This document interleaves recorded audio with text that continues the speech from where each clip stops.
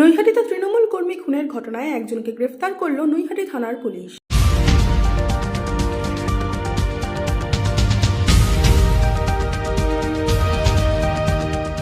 গত শুক্রবার নৈহাটিতে প্রকাশ্য রাস্তায় খুন করা হয় তৃণমূল কংগ্রেস কর্মী সন্তোষ যাদবকে।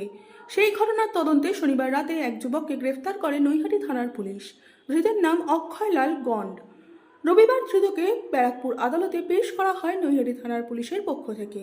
ধৃতকে 10 দিনের পুলিশি হেফাজতে পাওয়ার জন্য আবেদন জানানো হয়েছে ব্যারাকপুর আদালতের বিচারকের কাছে নৈহাটি থানার পুলিশের পক্ষ থেকে।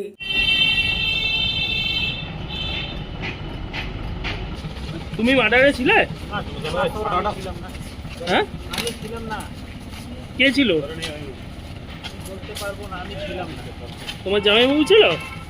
ওদের নাম এসেছে, আমি ছিলাম না। তুমি কোনো দল করো? না, আমি দল করি না।